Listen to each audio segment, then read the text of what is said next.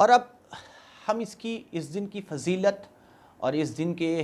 جو روایات میں اعمال ہیں اور اس کے حوالے سے جو حکم ہے اس کے بارے میں بھی گفتگو کر لیتے ہیں۔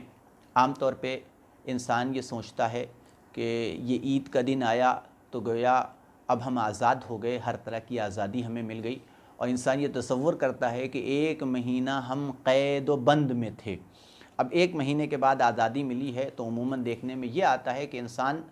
پھر اس روٹین کی طرف واپس آ جاتا ہے کہ جس روٹین کی طرف خداوند عالم واپس انسان کو نہیں جانے دینا چاہتا، یعنی پھر وہ اسے حرام و حلال کا فرق ختم ہو جاتا ہے اس کے لیے، اور انسان یہ سمجھتا ہے کہ بس اب یہ ایک مہینہ ہمیں عبادت کرنی تھی، اب ایک مہینے کے بعد اب ہمارے اوپر سے شریعت ہٹا لی گئی ہے، اب نہ کوئی حرام ہے نہ حلال ہے، صرف ماہ مبارک رمضان نے ہمارے لیے وہ گناہ سے بچنا لازم ہے، اور اس کے بعد انسان جو چاہے وہ کر سکتا ہے۔ تو اگر اس تصور کے ساتھ کوئی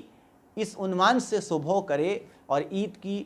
کے دن کو درک کرے تو یہ سمجھ لینا چاہیے کہ یہ پورا مہینہ جو ہے اس نے جو عبادتیں کی ہیں یہ سب کی سب لغو و لاتائل اور بیکار ہیں، اور انسان کے اعمال کو حبط کر لیا گیا ہے۔ روایات میں ہے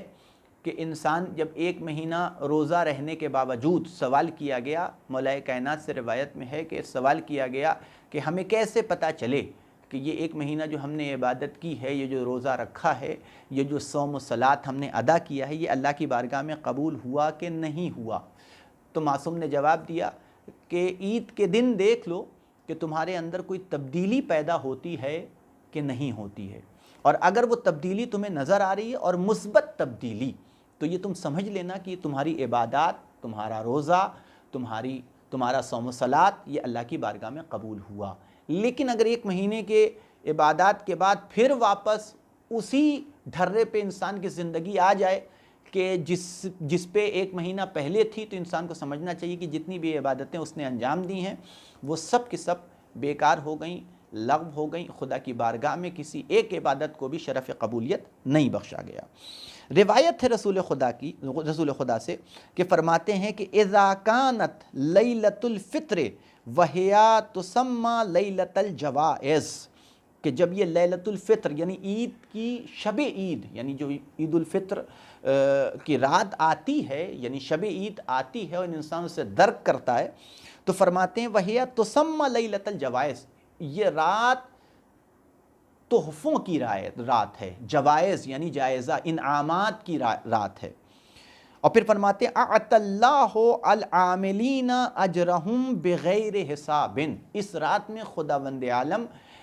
ان لوگوں کو کہ جنہوں نے اعمال حسنہ اس مہینے میں انجام دیا ہے، خداوند عالم ان کو اجر عطا کرتا ہے، اور وہ بھی کیسے؟ بغیر حساب، یعنی اتنا اجر عطا کرتا ہے کہ جو قابل شمارش اور جس کا حساب کرنا انسان کے لیے ناممکن ہے۔ اور پھر فرماتے فَإِذَا كَانَتْ غَدَاةُ يَوْمِ الْفِطْرِ، اور جب عید کا دن آتا ہے، بَعَثَ اللَّهُ الْمَلَائِكَةَ فِي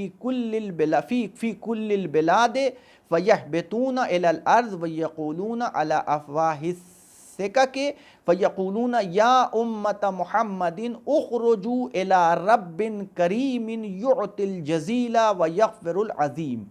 فَإِذَا كَانَتْ غَدَاةُ يَوْمِ الْفِطْرِ، اور جب عید کا دن آتا ہے، بَعَثَ اللَّهُ الْمَلَائِكَةَ، تو خداوند عالم ہر شہر میں، ہر گلی میں، ہر کوچے میں ملائکہ کو بھیجتا ہے۔ فَيَهْبِطُونَ إِلَى الْأَرْضِ، وہ زمین کے اوپر آتے ہیں، وَيَقُولُونَ عَلَى أَفْوَاهِ السِّكَكِ، اور وہ ان راستوں کے اوپر کھڑے ہو کر کے، ان کوچوں کے اوپر کھڑے ہو کر کے آواز دیتے ہیں اور پکارتے ہیں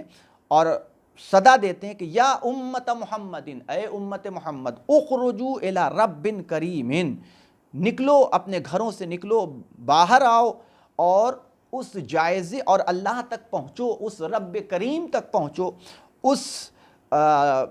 خدا تک پہنچو کہ جو تمہیں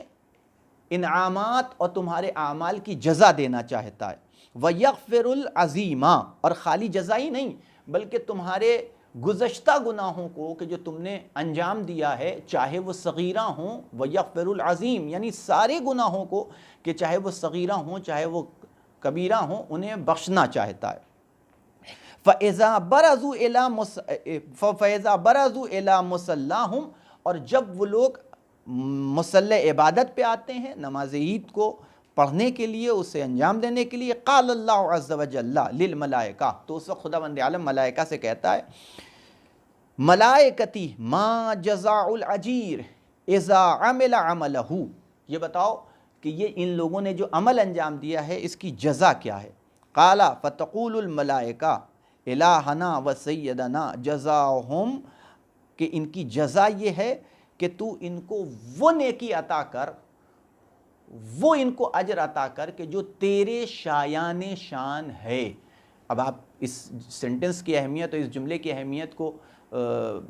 کے اوپر اگر غور کیجئے تو خدا یہ نہیں کہہ رہا ہے کہ اس نیکی کو انجام دو، اس جزا کو دو اور اس اجر کو میرے معبود ان کو عطا کر کہ جو ان کے عمل کے شایان شان، نہیں، جو تیرے شایان شان ہے۔ اب آپ سوچئے کہ خدا بند عالم اگر اپنے شایان شان ایک بندے کو اجر عطا کرے گا تو وہ کیا ہوگا؟ اور پھر اس کے بعد ایک فقرہ اور روایت میں ملتا ہے کہ فیقول اللہ، یعنی رسول خدا ارشاد فرماتے ہیں فیقول اللہ عز وجل فانی اشہدکم ملائکتی، کہ میں اے ملائکہ تم کو میں گواہ بناتا ہوں کہ قد جعلت ثوابہم عن صیامہم شہر رمضان